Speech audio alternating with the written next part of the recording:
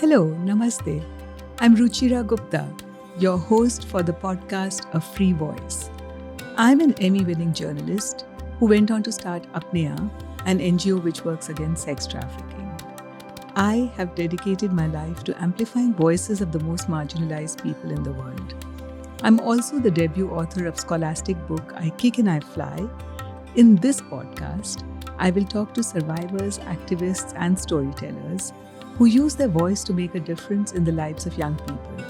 How does an idea turn into action? How do you change a tragedy into recognizing your own powers? Together, we will examine and reimagine the world we want. Yes. I still think that being forced to leave your home out of fear is one of the worst injustices as a human being, and one that you can face. Everything you love is stolen, and you risk your life to live in a place that means nothing to you, and where, because of where you're from, a country you never known, now you know only war and terrorism. You're not really wanted. So you spend the rest of your life years longing for what you left behind while praying to not be deported. That was from The Last Girl by Nadia Murad. Her story of captivity and her fight against the Islamic State. You just heard Bella Hounakey read from one of her favorite books, The Last Girl by Nadia Murad. Bella is a survivor of child trafficking from Togo to America. Now, she actually advises the Presidential Commission on Law Enforcement and the Administration of Justice. She advises the Department of Labor and the Office of Child Labor, Forced Labor, and Human Trafficking. She also advises the Department of Justice, President's Commission for Law Enforcement, and the Health and Human Services on issues related to trauma informed care for survivors of human trafficking. She holds a bachelor's degree in criminal justice and Spanish and a master's degree. And she's just about to get certified once more in a new degree in psychology and psychiatry. Relentless Bella is bold and beautiful as she goes about her work. Listen to her today. Thank you. Thank you so much. I am very excited to be here and to engage in this conversation with you. So, thank you for giving me the platform and the opportunity to share my thoughts with you.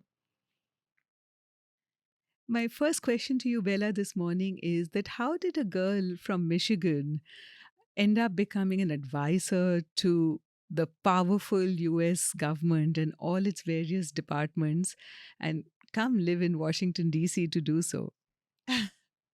Thank you. Well, it's been a long journey, but I'm actually not originally from Michigan. I'm from Western Africa, Togo. I say Michigan is my home because that's where I spent most of my time. But originally, I was born in West African Togo, and I'm sure you know where that is. And so I first became a victim of trafficking when I was about 12 years old. And through that experience, after my experience being trafficked, I was later transitioned to Michigan where I saw refuge, right? Where I entered the child welfare system, where I was basically based. And so I spent a few years in Michigan pursuing reunification with my birth family, reuniting with them, finding out where they are, and reconciling with them. And after that, pursuing my education, receiving my bachelor's and my master's degree.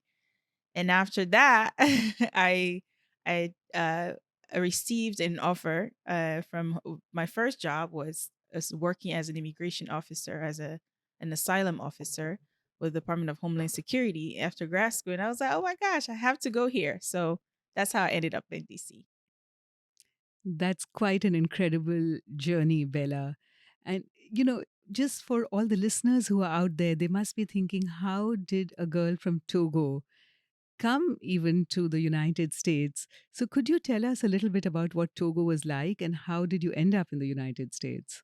Yes, so Togo is my birth country, as I mentioned, and so that's where my mother and my father are from. And so when I was a young girl, I had a relative who proposed that I would come to the U.S. and study, pursue education. She thought I was so bright that I would pursue higher education in the US.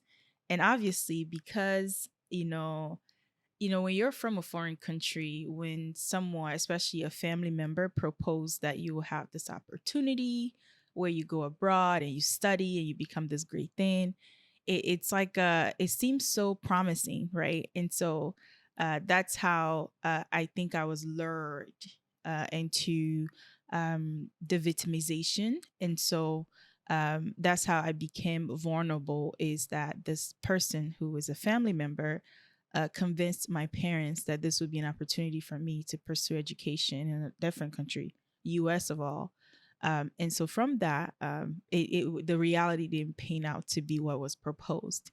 And so myself and 22 other girls found ourselves being exploited for being trafficked.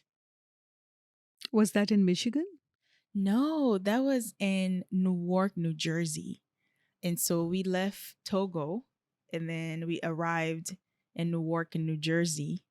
This would have been in 2005. And so back then, there is not a lot of governance in terms of, the TVPA, the law that governs trafficking victims domestically was enacted in 2000, right? And so this was happening in 2005. So really, there was no in terms of like application of law at this time. So when we got to Newark, New Jersey, that's where we were trafficked to, and that's where the house was. That's where the criminality took place. I see. And how were you even able to get out of that situation of trafficking? Yeah, Miss Ruchira, I think, to be honest with you, because I was a young girl, and this is all of us, we were minors, all 22 of us, we were minors at this point. And really, we didn't even speak English, right? We were not allowed to speak English. We were not allowed to have contact with general public. We were not allowed. We were very isolated, and so it wasn't. I don't think that my mind conceptualized what freedom meant or what, because it's normal, right? In my culture in Togo, it's not foreign for children to be um, kind of participating in some kind of domestic work. And so the idea that this is like, what, you all are actually being exploited, wasn't like, it didn't really cross our minds, because it's you are thought to take care of home and things like that. But certainly there's certain abnormal activities that obviously was, exploitation. It's very vivid. And so when we were coming here, we were assigned parents, we were assigned siblings. And so I know, I was a minor, but I knew my biological parents, I knew my siblings. And so when you're being assigned parents, when you're being assigned siblings, like overriding your reality. And so then you're like, okay, this is okay for me to clean the house. That's like normal, right? In my culture. But for me to receive a different family, that's abnormal. And so you start picking out the differences, right? But as a young child, or as a minor, as an adolescent, you feel like I know this is wrong, but who do I tell, although I don't speak the language? And even if I speak the language, will people believe me? And so that was the reality. And I think that's the reality for many people who find themselves in exploitative situation, is the cognitive dissonance, right? Is you're witnessing one thing, but it just contradicts, right? It's like two conflicting truths. Very true. And you're being gaslighted all the time because what's happening to you is something that is not articulated at any moment. So, and if you speak about pain or horror or trauma, then you're told, no, no, it's not really pain. This is just a survival. Or if you say that there's trauma, they'll say, no, no, that's you imagining the trauma. It's not traumatic. So, how did you then actually get out? Like, did someone come and help you get out? Did you get out on your own? How? It was a long, ongoing process, right? So I mentioned that at the time, present time, then it was 22 people, but we all arrived in different time frame, right? So she had been trafficking people in the 90s before I even got there. And so some of these minors, they aged at this point. And so apparently there was an ongoing investigation way before I even arrived, suspicion, and because of the way that their trafficking operations were formed, um, they give us all different names. It's like erasing your identity. And if you're a child and someone coerce you to give you different name, a different family over time, and then you reverse that every day. So you wake up and your name is no longer Ruchira. It's perhaps, Sarah. And Sarah is now, instead of actual Sarah being 12, Sarah is now 18. And Sarah is to operate as an 18-year-old. Is sometimes you might have been married. Some of them were married. And so every day we rehearse I did this new identity. It's a literal, carefully mind conditioning, right? And so over time you're rehearsing that.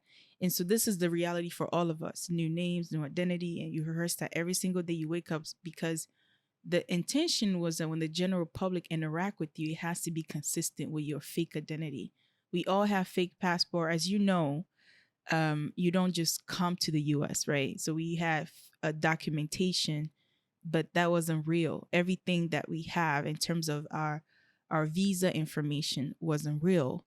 And so the fake profile that they had created had to be consistent with our reality.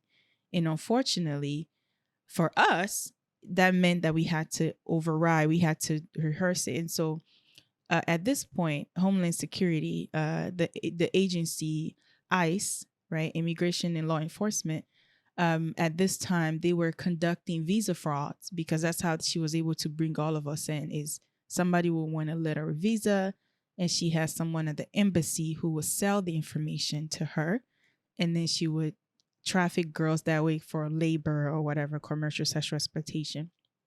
And so ICE was conducting these investigation of undocumented entrants, and then they saw this like increased number of this person that's bringing children in.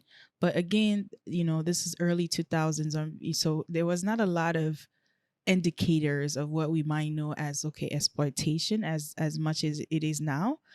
So through that investigation, they started to follow trends, and that trend led them to us. And I think some of the girls that were there before me started reaching out to people, because, as you know, people who exploit people, they don't have a moral conduct to say, I'm only going to exploit you until a certain point. And there's no never a ceiling, right? So that's how we got discovered. And eventually, that's how we got found. And so that started the process of identifying all of us and relocating or locating our families back in our country. I see. And so then you were taken and put into into the foster care system in Michigan. And that's why you call Michigan home. Yes, yes. I quite didn't know, because we were all we did was work, right? From 6 to midnight, that's all we did. So uh I didn't even know where Michigan was when I first heard of it. And because the length of time we spent together, we were found, we were separated. It felt like you're losing another family, right? But when we went to Michigan, I was like, this place is very cold. There's nothing but grass here. What am I doing here? Right? But it eventually became home for me. But at the time, Michigan was the most probable state, because they had a large number of it started as the foster system for the children who are not, U.S. citizens. So we had to, there was no, I don't think there was at the time, I don't think there are other states that this program existed in. And Michigan really facilitated that because they had a structure for the child soldiers of Sudan and other refugee kids. So it was easier for us to go to Michigan because they already had the structure there. And when we got in the plane going to Michigan, there was a sense of like, again, like separation again. But when we got there, then we got assigned to new families again. At this time, they didn't look like us, right? This is like West Michigan, everyone is white. And so you get there and they say, well, welcome home. This is mom and dad. This is your sister. And I'm like, no, I have a mom and dad. I have a sister. I have 3 sisters. I have a brother. And that's who I want. And so, but when you are assigned, and so immediately there was this sense of resentment immediately on my end, right? And so these are really good people. They meant well, but the fact that I was giving a family again at the airport, it seemed like my realities is being override. And so I think even being in the foster care system and having to work in foster care system as a professional myself, it's a very complicated, multi-layered dynamic that is, I don't think there's one way to fix it. So a lot of my experiences, because of the trauma I had endured, I had changed multiple homes. But there are situations where you're neglected because, again, this is not your biological family. You're suddenly placed in this new home. They don't know. They have an idea of what happened to you that got there. They either don't have the capacity, the training, they don't have the dedication to really address children's needs. So they just play the guessing game. And some of them are really, really terrible people who are in it for the money. And so my experience wasn't explicitly as others. But I don't think if I had it, I don't think I would have chose a foster family instead of that of my own. It's not, no matter how good the family is, it's not ever a good experience because it's like trying to convince a bunch of strangers every 2 weeks that you're worthy of food, that you're worthy of a bed. It's like trying to constantly bargain your way to humanity as a child, which can be very, very mentally depleting. How old were you then? I would have been 13. I see. And did you stay with the same family till you went to college? No, I think I had about maybe 7, 8 homes. Mm-hmm. So each time you were told that this is your mother and this is your father? Yes, yes. After a while, again, the ideal situation of just in child welfare, especially, people enter child welfare for different reasons. If you're US born, your parents might have had different issues that got you into foster care. But for those who are foreign nationals, those who have had something happen to them in country, I think for the most part, I would have decreased the number of time I could have changed foster homes. But because of my own presenting issues at the time, I was a runaway a lot of the time. I just wasn't assimilating okay because then, after you're no longer being exploited, the reality sets and you have to relive things of the past. You don't have the skill to deal with that. So it shows in anger, it shows in so much other ways. So my foster parents meant well, but I wasn't at the time. I wasn't a child that fit into their family dynamics. So there was a conflict there. So I had to constantly change. But I did, there was something good that came of it. Like I stayed with a family who didn't speak English. Her language was Spanish, and that's the only family that could take me. And so because of that, I started learning Spanish, and now I'm fully fluent in Spanish because she didn't speak English and I didn't speak Spanish. So I had to learn. it was easier for me to learn. So now I speak Spanish fully. Yes, I hear you. And I noticed that you went on to get a bachelor's degree in criminal justice and Spanish. So obviously, Spanish stood you in good stead. But how did you even have the tenacity to do, get into college, sit through classes, have a concentrated attention span to get a degree, not just a bachelor's degree, you went on to get a master's degree too. So how were you able to get over the trauma or hold the trauma in such a way that you could channelize it to become an expert on criminal justice? Yeah, I don't know, right? But I know that, I remember one time I was going through like I changed homes because one of the families was like, we can't deal with you no more. And so I would constantly be in transition. Like there was no stability in my life in any way. And that also include education. I value education, but I didn't have the mental capacity to really think that I would ever achieve much. Because there was just, like I wanted to be reunified with my family. I'm tired of people of trying to earn my presence with other families. And so I remember sitting in one of the homes I was in. I had run away the night before and they found me. Obviously when you're in foster care you can't just leave like that.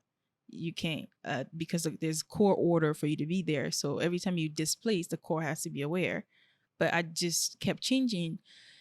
And one time, and then also because I was moving a lot, I was never at a school at one time enough to progress, right? And so I remember thinking like this is like I don't there's nothing to aim to, right? There's nothing. And then I remember having a conversation with one of my I ended up going to juvenile justice, and I was having a conversation with one of my like uh juvenile care youth workers, and she really was very inspiring, right? And I think at this point I would have been 16. um but I think it was a combination of faith. It was a combination of just willing or wanting to be better and do better and not allowing my history to define my future. um and so I finally was placed in a foster home where I had stability. So this it looked like if I ran away, instead of saying you're not coming back here, she left the door open. Like, okay, hey, I know you're gonna run away tonight, but if you do that, there's food in the fridge. If you want to come, you can come back and eat and then run away again. And so I was okay, fine. I'll just come back and eat the food and run away again. So there's no punishment. There's no sense of rejection, right? And so when I would messed up, she was there. She was consistent. She was a grace. She extended a lot of grace, and she believed in me. So I was in a community of faith where somebody would take me to tutoring. Somebody would take me to do things that I like to do. I wanted to play piano. Somebody would take me to teach me piano. And so slowly I started like, okay, so I'm smart. And through that, I was like, okay, so I'm gonna try to take the ACT or I'll pass this exam. And so slowly I started building, and I started taking youth leadership position. I started playing soccer and really just defining my new reality. And through that, I was able to uh, finish high school, graduated with honors, and applying to colleges, and pursuing higher education. So, you understand trauma so well. And I was wondering, but you chose to concentrate your attention on criminal justice and even the language of Spanish, right? For both your bachelor's degree and master's degree. Why did you not choose psychiatry or psychology? Why did you choose criminal justice and Spanish? I have my most of my background is divided into so many pieces.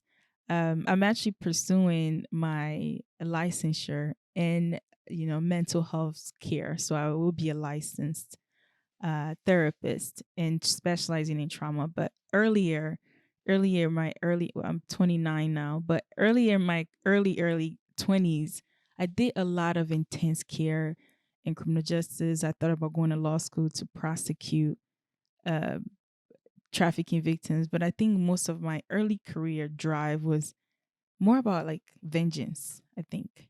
And vengeance was driving most of my career path is how can I get these people back?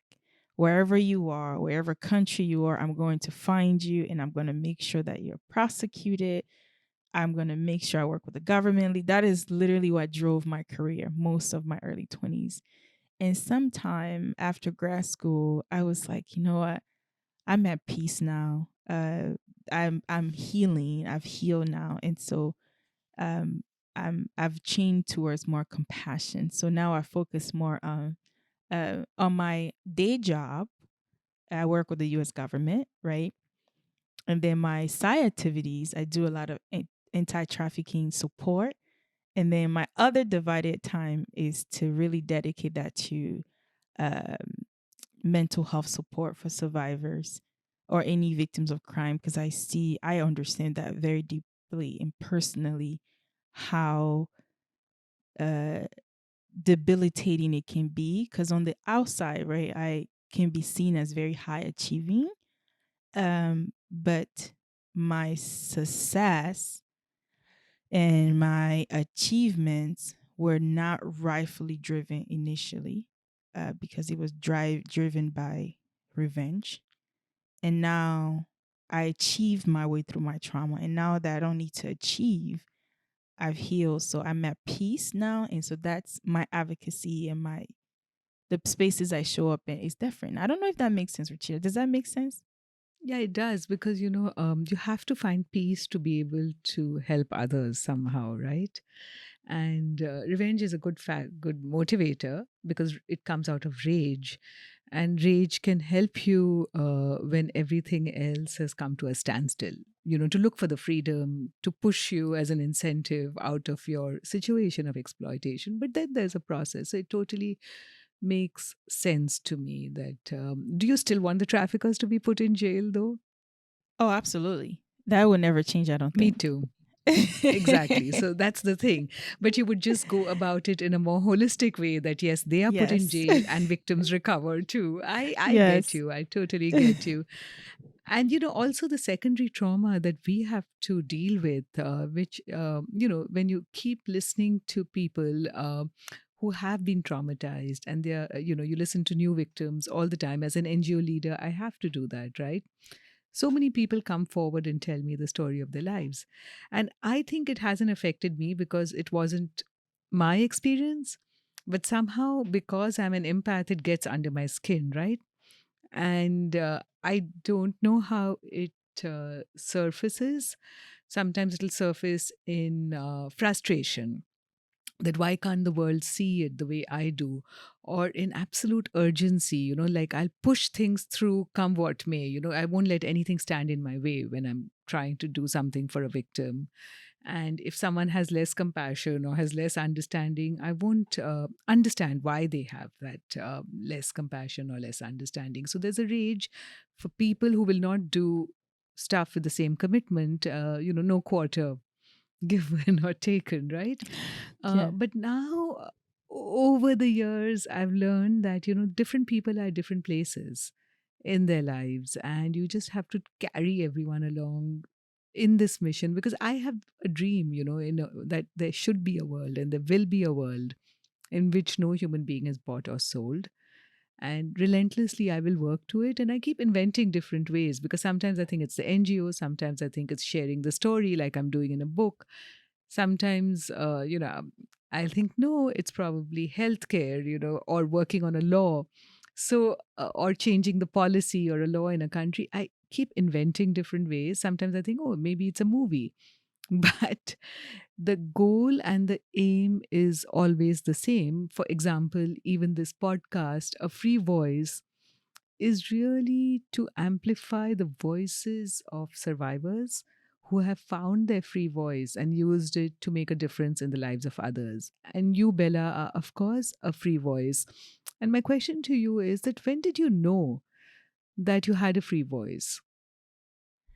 That's an interesting question. I when you were talking about different ways of combating and how you show up in advocacy spaces in order to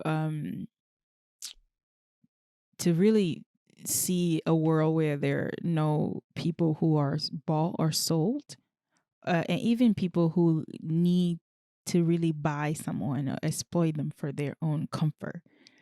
Um, I think your question as to when did I know, or realize I was freed, um, it brought me into a time where I was reflecting on like what does freedom mean for me.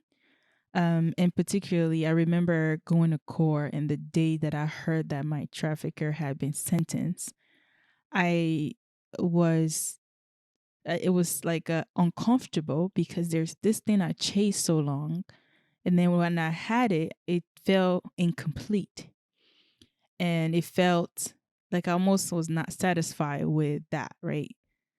And so it's difficult for me to embrace my individual freedom, because then I have to also accept is a dichotomy, because I have to also accept that at some point something that's supposed to be a human right, a natural right, I didn't have.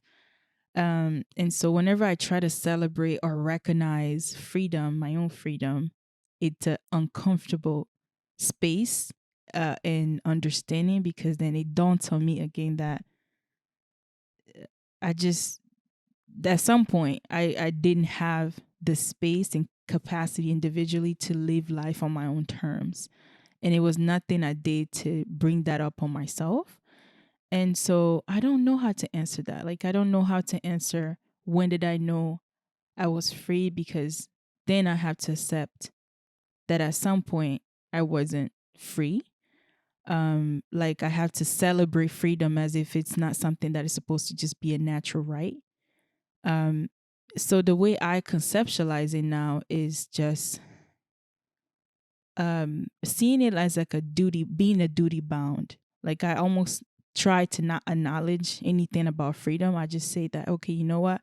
I'm in a position, I have the capacity, I have the understanding now to do something. So I see it as like it's my duty to make sure that something that is supposed to be a natural given right be offered to anyone. And anyone who is trying to be, or anything that is trying to be a barrier of that, then naturally I have to stand against them. And so that's how, I don't know if that makes sense, but that's how I try to rationalize it, at least to myself. That's what keeps me going, regardless of any obstacle that I face, is to see that this is like I'm duty bound to making sure that that is something that is supposed to be a natural right to people, because people are supposed to just be people, live life on their own term.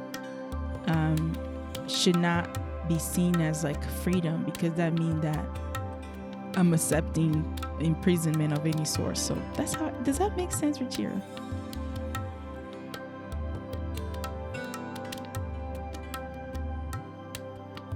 All right, so a poem that I like to recite along myself and as well as those I work with. It is a poem by Tupac Shakur. It's titled "The Rose That Grew from Concrete." Did you hear about the rose that grew from a crack of concrete? Proving nature's law is wrong, it learned to walk without having feet.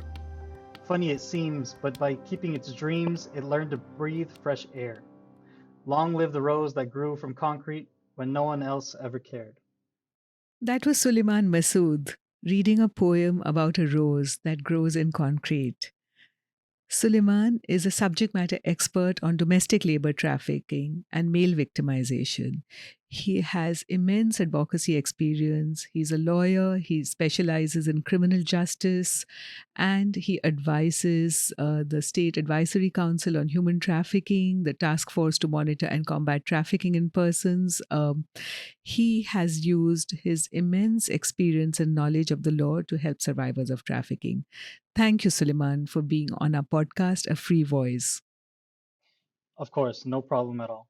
Um, I just wanted to make one quick correction. I am not yet a lawyer. I'm on my way to being one. I'm currently in my final year of law school. And I'm sure you're going to make even more miracles for those who are the most victimized and the most vulnerable human beings in the world with your law degree, just as much as you have done with your criminal justice degree. So thank you, Suleiman, for everything you do on behalf of survivors. How did you even get connected to this subject? What made you think that you want to devote your life to fighting domestic labor trafficking and male victimization?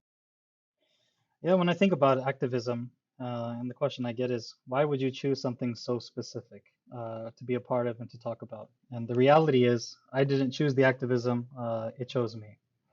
The community that I was working with and I was going to school at the time, um, it started very small at a very small local level out in California.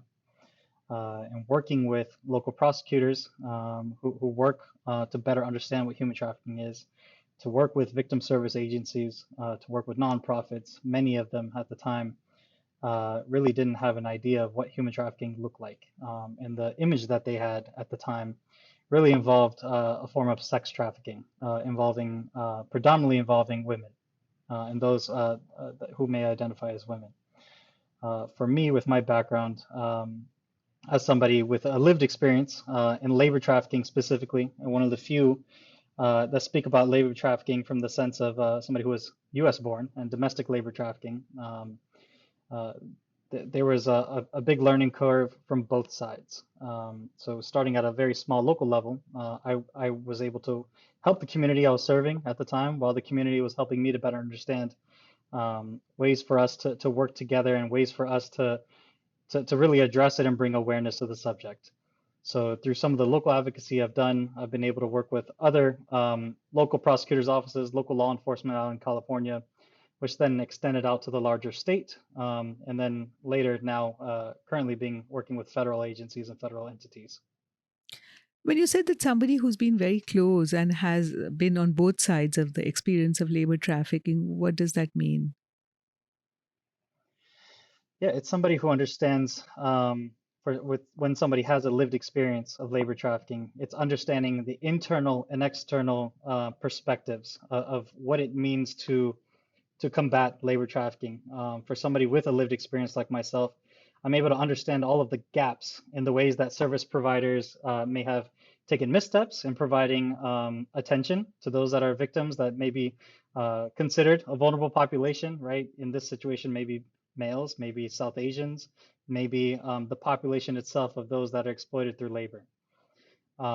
So for somebody to understand from an internal perspective and their own lived experiences and the way that they've responded to services, it's then being able to work out a professional side and through the professional lens, being able to understand what gaps in policies exist, what systems are being developed, or what systems have been in place that have continuously created barriers, where whether it's through use of imagery, maybe used through language, maybe the way that we as professionals are trying to provide accommodations to labor trafficking survivors, it may not be done in a way that's responsive to their needs. I want you to explain to my listeners who are listening to A Free Voice, how your lived experience actually concretized and changed into this voice to amplify and make a difference in the lives of others. And you used a very great simile with the poem you chose of a rose, blossoming in concrete. Can you tell us a little bit about your own story, about how you blossomed in the concrete? What happened? Where were you trafficked from? What did you end up doing?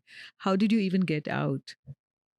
Yeah, I will try to answer that without providing too much detail. Again, that's out of respect for those that may have been involved and those that because it involves multiple parties, out of respect for them and for their own well-being, I'd like to just only address myself and that sort of thing. So I can tell you that um, my lived experience, unfortunately, it came from somebody um, who fabricated their background, somebody who falsified documents, and somebody who identified themselves as a member of government, member of federal government. This was an individual at the time that we understood to be very important within the United States government. And I think at the time, because I was a minor at the time, this was somebody for me growing up in a rural town, someone we've never interacted with before. Just to speak a little bit about culture, my background, my family, we come from Pakistan. So in coming from Pakistan, the one teachings that we have is you always respect authority, no matter who it is, right? Just as much as we respect our elders. The one example I can give you, my mom would always tell me, you know, when you go to school, your teachers are like your parents, so you need to treat them as such. So the same respect came to somebody who identified as law enforcement. So at the time, this was an individual who, um, I think through many different types of communication, was able to speak to me at a level that made me feel that you know, it was a type of mentorship that he was offering that I felt like I could take advantage of, right? For somebody like myself who was a straight A student in high school, somebody who came from modest means, but made the most out of those experiences and was able to succeed academically. Trying to engage in this kind of mentorship, I felt was beneficial at the time. So through this type of relationship that was developed over a span of several years, because I hope your listeners will best understand, when it comes to grooming, it's not something that's done overnight, right? When you're grooming somebody, enforcing somebody to adopt a certain ideal, it can take months or even years on end, right? So in the relationship that I had with this individual, it expanded from me being a minor all the way to me being an adult. It then got to a point where this individual, with one form of labor trafficking as a form of debt bondage.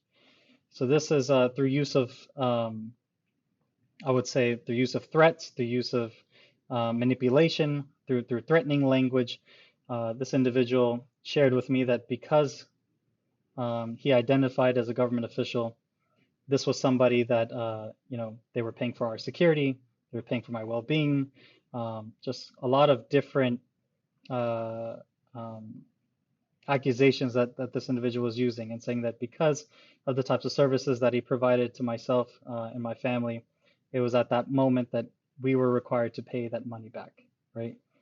So uh, unfortunately, this was a situation where in most labor trafficking situations, individuals are put in a place where if debt bondage is common, or if a trafficker is enforcing a debt over somebody's head, that individual must find some way of getting some work authorization or some kind of approval to work somewhere, right? Some form of legal work, or even work that is done under the table. So in my situation, because I was a U.S. citizen, the benefit that the trafficker had was I had easier access to work multiple jobs and work lawful employment, right? So customer service jobs, working for, you know, corporations, that sort of thing.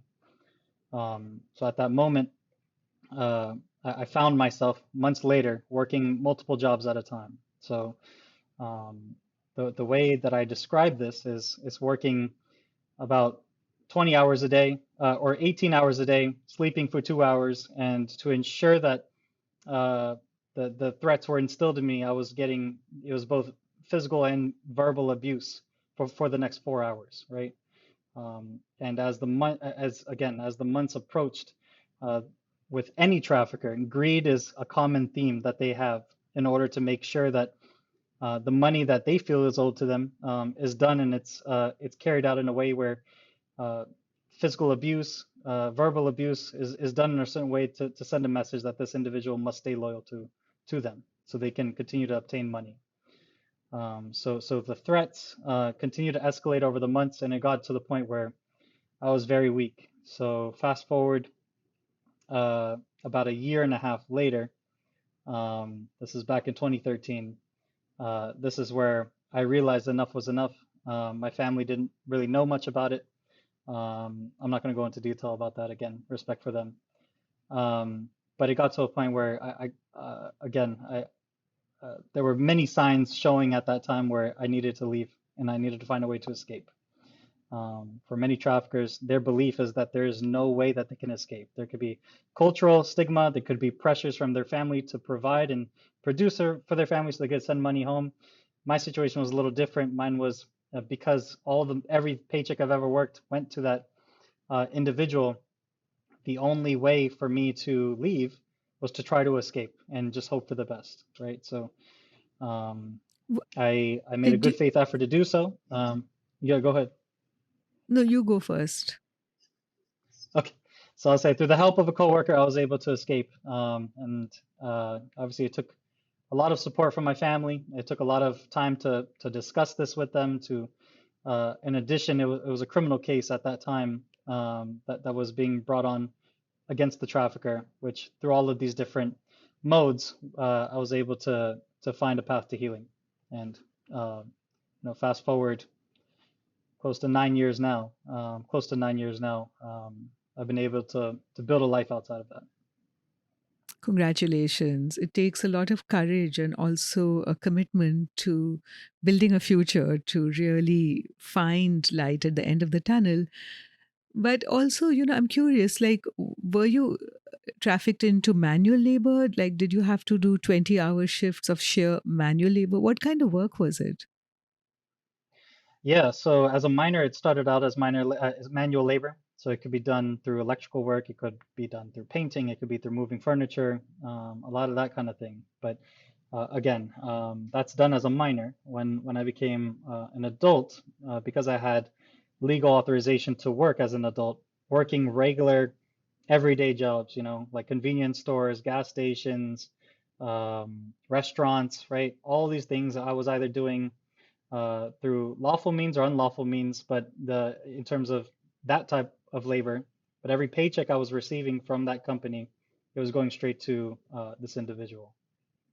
So, you are saying that in America, where we talk about the great land of liberty, you were working openly in a gas station or in some kind of convenience store, and yet you felt you couldn't run away. And this is just because of the debt bondage and the manipulation of your mind, or were other means used? I want to educate the listeners of A Free Voice to understand how that can happen in this country.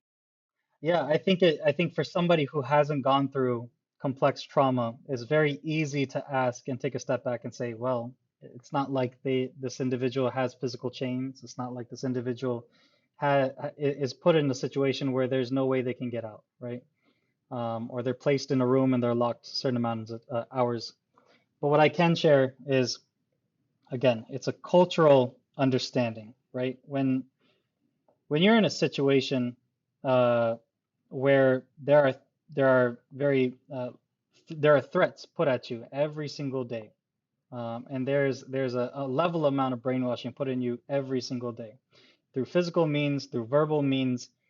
It puts an individual at a place where they feel like there is no way they can leave. If this is an individual, again, I have to paint the picture, especially if this is an individual who has been able to identify themselves as a government official, right? If it's somebody at the highest level of government that you believe at that time, right? It's like the way I can paint the picture is it's somebody from the FBI calling you every day saying you have to do X, Y, and Z. For so long we even just an everyday scam that we hear is those voicemail recordings or those calls we get that says I'm a member of the FBI, your family member owes $10,000, you must pay by this time or else we'll come after you and arrest you. It's those robocalls or those scam calls that people get on a daily basis. At first glance, right, you may listen to that and say, no, there's no way that this person can be a member of the FBI. But for some others who have no experience with law enforcement or have been taught culturally that they must respect law enforcement, and that kind of teaching and that individual is showing multiple ways, they're going out of their way to identify themselves as this individual, right? At that point, that's where it becomes harder for somebody to accept that this is a lie. It becomes harder for somebody to accept that this is a fabrication, right?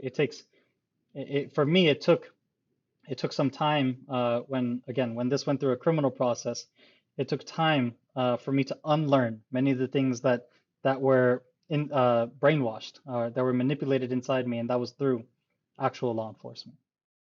It's fascinating because it sounds so much like, what women talk about when they experience domestic violence, that they just cannot exit, and it's always like 5 minutes too late because first they agree because it's just a small offense and then a little more and a little more, and then they can't imagine leaving.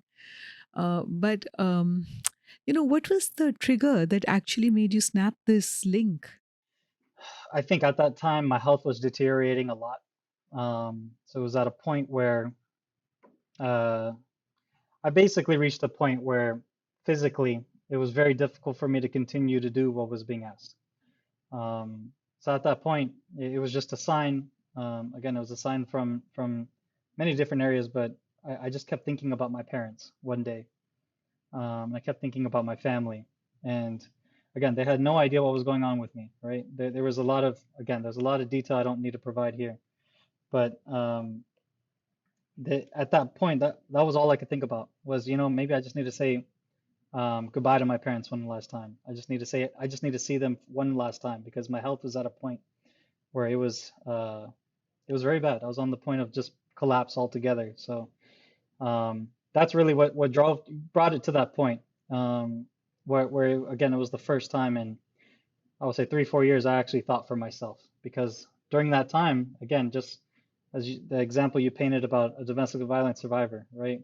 Somebody who's actually experiencing it, everything in their mind feels very robotic. It feels scripted. It feels in a way like if I don't do this, this is what's going to happen to me. So let me follow this and try to live through the day, you know.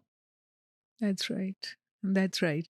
And so you managed to escape with the help of a coworker and then found legal help. And, the fact that the case went through the criminal justice system was possibly healing for you and empowering. But, a lot of people like to put that life behind them. It's so full of trauma and pain and bad memories. But you went on to embrace the subject and become a subject matter and continue to work for other victims of trafficking. Why?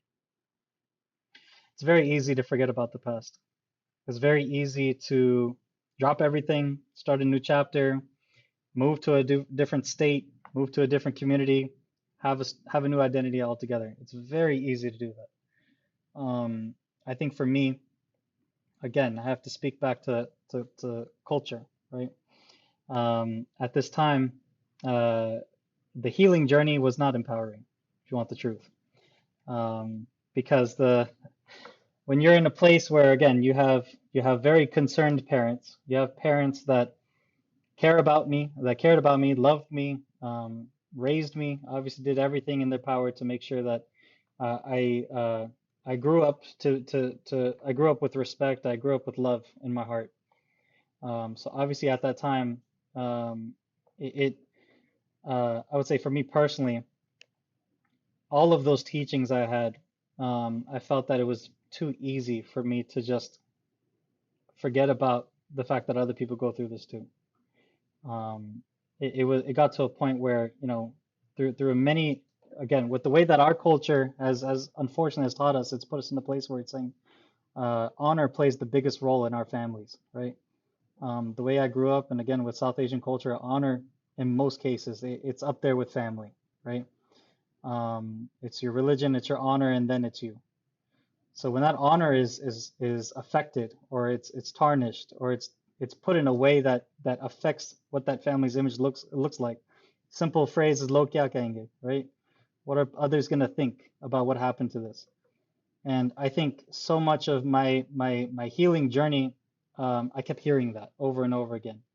And I said, what people need to really understand, is we need to stop hiding our trauma. We need to stop putting ourselves in a place where we need to mask this. We need to suppress it. And when we have family of our own, we teach them that we're continue to pass that down, right? Because it is, I have to be honest, it is a generational curse. When we have trauma or we're inheriting trauma from our families, where we're not teaching a cycle of healing, we're instead just recycling the trauma. So I think the Lokya Kainge saying that I hear all the time, it really was getting to a point where, uh, at least for myself and for the communities I serve and for the families that I represent, um, it really is important for us to really embrace healing as opposed to suppressing our feelings and thoughts. Very true. Like, first, we have to acknowledge the issue, face it head on. Only then can we deal with empowering. And, by not only have you taken it head on, you've gone on to help other victims. So, obviously, you're listening to their stories, you know where the gaps are, and you're figuring out the best way of helping them through the cases. Can you describe any case which has been specially meaningful to you? It's hard for me to pinpoint one, without without isolating the others. I think what I can tell you is I think meeting somebody from day one, and then being able to connect with them on day 180, and connect with them at a point, maybe 6 months, 1 year down the road, and just see their growth, their personal development, their professional development. I think for me that's really what I care about. What I have learned, right, in my journey as a professional is that everybody goes through something, right? It may not be as egregious as human trafficking. It may be somebody going through a one-parent household, maybe somebody going through domestic violence. It may be anything. It may be any form of discrimination. But the reality is, how are we responding to that, right? How are we taking our individual selves and finding ways to get the help that we need, to find our support system, to be able to be in a place where they can accept resources and even find ways to tailor the resources, right? Those are the things that are important to me. So when I'm working with somebody that has a lived experience, um, that's the one thing I care about is making sure that they're putting themselves in a situation where they can become financially stable. They're in a place where they have a support system that they can go to, and at the same time, it's putting somebody in a position to succeed, right? So it's through networking, it's through creating a network of people, professional, personal, whatever it may be, mentorship. That again, it doesn't have to be advocacy and human trafficking. That's not always the answer, right? It's finding whatever passion that they had, whether it may be before their victimization or a new passion that they've developed following their victimization. I think those are the types of situations that I really enjoy seeing from my peers. You said that you like to identify gaps. And because of your lived experience, you know the gaps. And now, because of your knowledge of the law and the criminal justice system, you know how to fill the gaps. So, what are the gaps you see?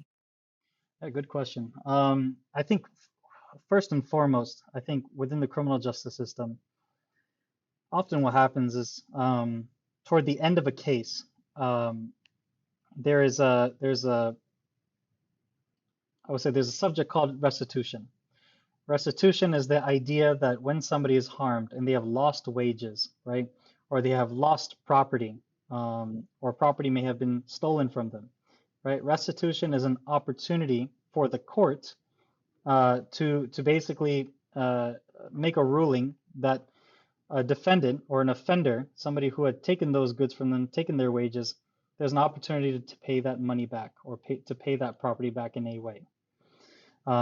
The idea sounds great in theory, but when applied in the restitution, and applied in the criminal justice system, the issue is that the offenders, for the most part, do not have a means to pay, or they have been able to fabricate or put themselves in a position, by way of their attorneys, maybe, that makes it easy for them to escape that obligation. In the criminal justice system, when it comes to human trafficking, the biggest prioritization is incarceration. It's holding that offender accountable, and as it should, right? Holding an offender accountable, protecting our community, keeping our community safe by removing this individual from society. When that individual is put in incarcerated and they have become incarcerated, it then becomes much, much harder for them to pay back the debt that they owe to society. And by society, I'm meaning that victim or their family or the individuals that they've affected. So one of the things I mentioned earlier is a gap, and I'll share that a gap that is often seen from victims is the idea of being financially stable. It's access to a job. It's access to equitable pay. It's access to vocational or educational programming that allows them to elevate their status from just being a regular day laborer to later move into a field or career that provides long-term growth financially. So when restitution is not prioritized, it becomes much harder for that individual to find a means to become financially stable.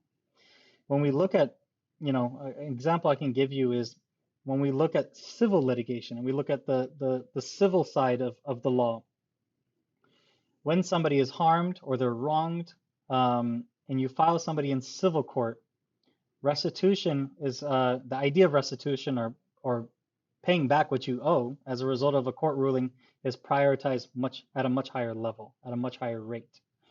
So it's really trying to find that gap and trying to identify ways and solutions the criminal justice system can find ways to ensure that those victims are compensated, or those victims are given resources to reach a status of financial stability. When did you actually know the moment that the system was working for you? You know, a system that you didn't even know about, like you were controlled by someone, you were just so used up that it affected your health, and you were thinking, I want to meet my parents one last time. And then you had a coworker who helped you, and you got out and began to use the system to your advantage. So, when did you even realize that you were free? What was that moment like?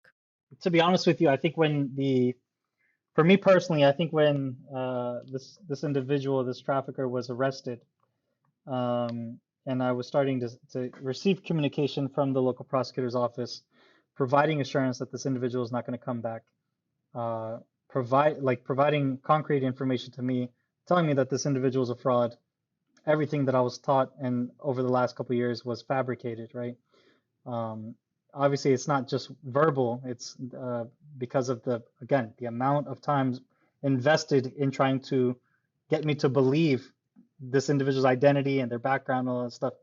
The first step for me was denial, but through law enforcement, just providing that assurance, being able to really explain what the situation was, it took many months for me to realize what situation I was in. I mean, I can tell you, and I'm sure others who have been victimized can also share that. I think a very strange moment for me was, I would say, about a month after I left my victimization. I didn't know what else to do with my time, right? I didn't want to just be at home, or else I'd be alone with my thoughts, right? I'd be alone and just reflecting, and I didn't feel like that was productive at the time, right? So a month after I left that victimization, I got a job, right? And I think as soon as I got my first paycheck, I had a routine of, there was a certain way that I used to pay my traffickers. So I made the arrangements the same way. I used to put the money in an envelope, and I used to have a little note. And then I realized as I was walking out of my job, that's when I realized, like, oh, this is my money. What do I do with it? So I had to call some friends, and I said, what do I do with this money? This is so much money. I haven't actually had this money before, right? So many of them had to share with me, like, this is your money. You need to find a way to keep it, and hold on to it, and don't just, spend it all somewhere. Find a way to save that money, right?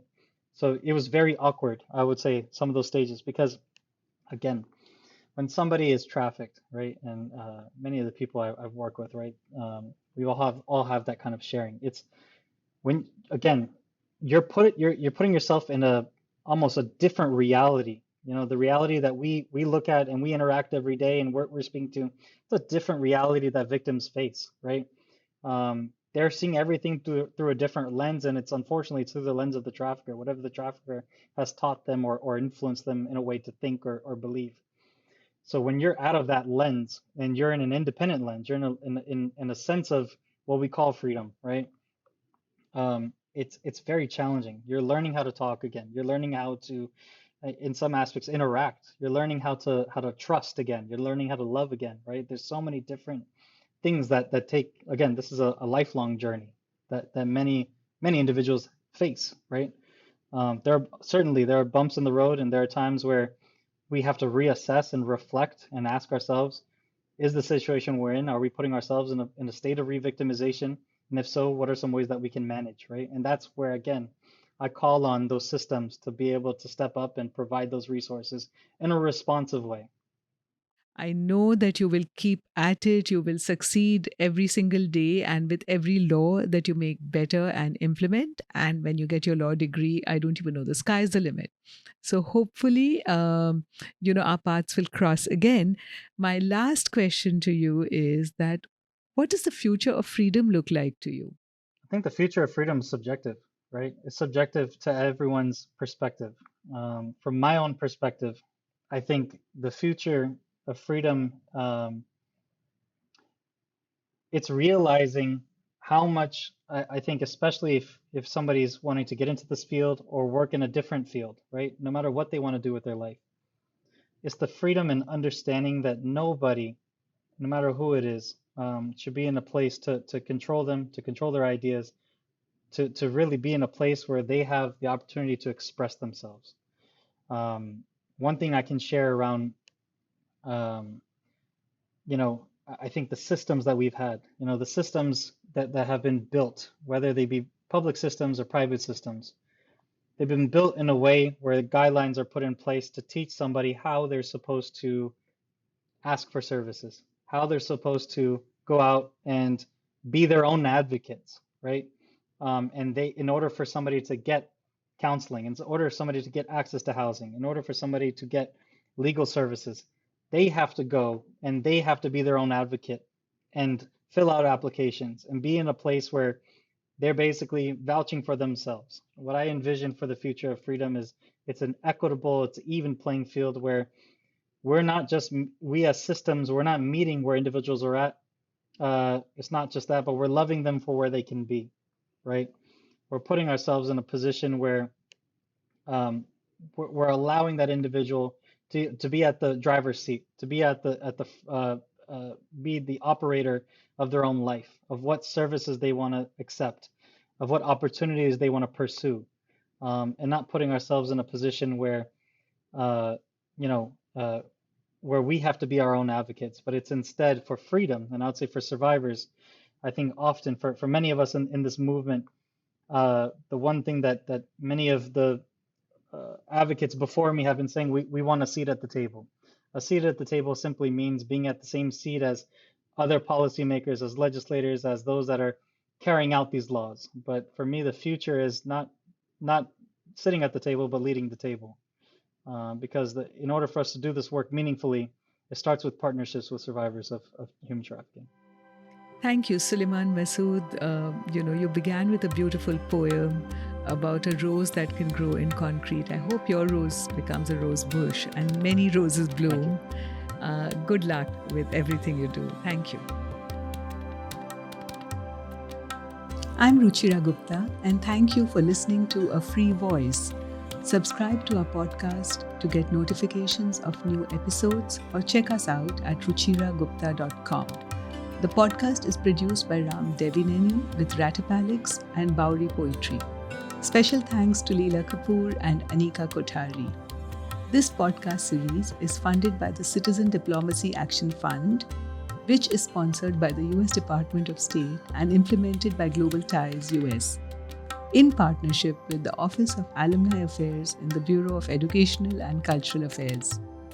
Additional support from New York State Council on the Arts, Governor of New York State, and the New York State Legislature.